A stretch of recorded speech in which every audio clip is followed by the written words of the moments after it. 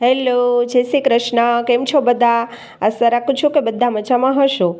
તો હવે શિયાળાની સિઝનમાં સ્પેશિયલ સ્ત્રીઓને કમર અને સાંધાના દુખાવો ખૂબ જ રહેતા હોય છે.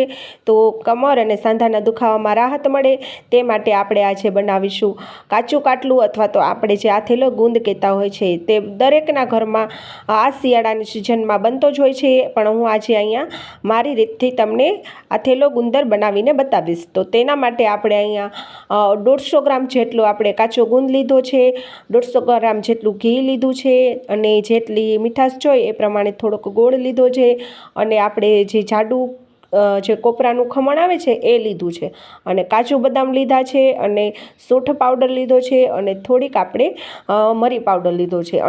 તમારે જો સાકર નાખવી હોય તે પણ નાખી શકો છો, પણ આ રીતનો તમે ગુંદ આંચશો ને તો જેને ડાયાબિટીસ હશે તે પણ આ આથેલો ગુંદર ખાઈ શકશે. હવે આપણે મિક્સર જારમાં આપણે જે ગુંદ લીધો છે તેને આપણે નાખી અને એકદમ સરસ ફાઇન પાવડર બનાવી અને આ રીતનો પીસી લઈશું. હવે તમે જોઈ શકો છો કે મેં આ રીતનો એકદમ સરસ પાવડર જેવો ગુંદ પીસી લીધો છે. હવે આપણે એક વાસણમાં પહેલાં એ ગુંદ જે આપણે પીસીને લીધો છે એ આપણે એમાં નાખી દઈશું. હવે આ રીતનો પાવડર આપણે જે ગુંદનો તૈયાર કર્યો છે તે આપણે વાસણમાં નાખી દેવું અને સાઈડમાં રાખી દઈશું.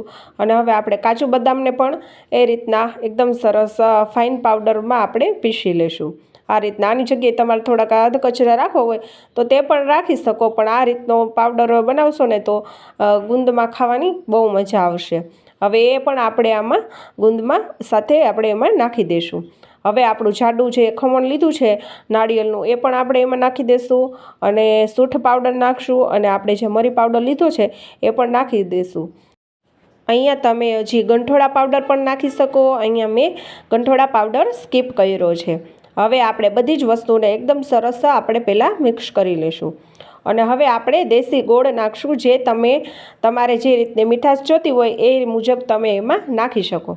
હવે એકદમ સરસ આપણે પહેલાં ગોળને એકદમ મિક્સ કરી લઈશું, એકદમ આવી રીતના ચોળીને એમ.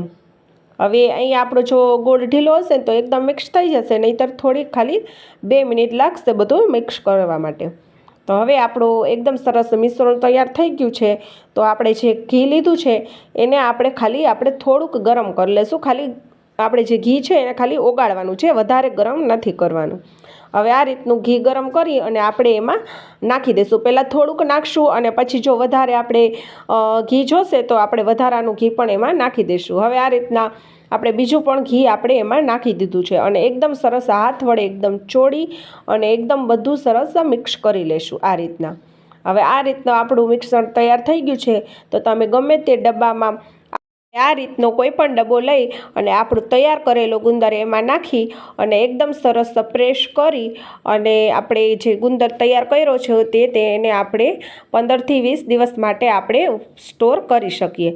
અને ઉપરથી આપણે થોડુંક નાળિયેરનું ખમણ અને પિસ્તાની કતરણ આપણે એમાં નાખી અને ફરી આપણે પ્રેસ કરી દઈશું આ રીતના.